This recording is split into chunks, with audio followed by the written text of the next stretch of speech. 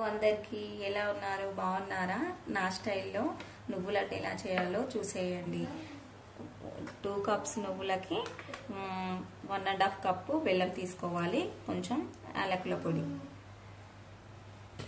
ఇప్పుడు నువ్వులని వేయించుకోవాలి.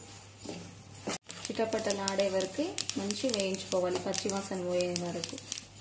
ఇట్లా 2 మినిట్స్ వేయించిన తర్వాత ఆఫ్ చేసుకోవాలి.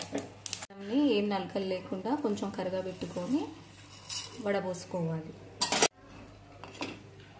బెల్లం మొత్తం ఇలా కరిగిపోయిన తర్వాత దీన్ని వడబోసుకోవాలి. జాలి పెట్టి నలకలు ఏమన్నా ఉంటే పోతాయి.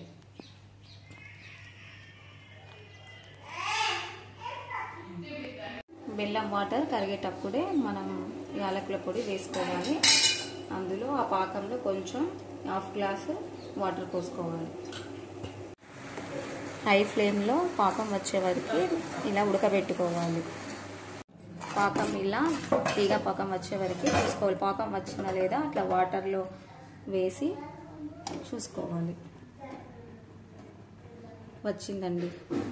స్టవ్ ఆఫ్ చేసుకొని మనం వేయించిన నువ్వులు వేసి కలుపుకోవాలి. ఇట్లా మంచిగా కలుపుకొని లడ్డూలు కట్టుకోవాలి. చేతులకి ఇలా వాటర్ పెట్టుకొని చుట్టుకోవాలి. లడ్డూలు కొంచెం కాలుతుందండి. అన్నీ ఇలానే చుట్టుకోవాలి. ఇలా అన్నీ చుట్టుకోవాలి. అన్నీ చల్లారిన తర్వాత ఎయిర్ టైట్ కంటైనర్లో పెడితే 1 మంత్ అయినా నిల్వ ఉంటుందండి. రెడీ అయినాయండి మన నువ్వుల లడ్డు. నచ్చితే లైక్ చేయండి, షేర్ చేయండి, సబ్స్క్రైబ్ చేసుకోండి.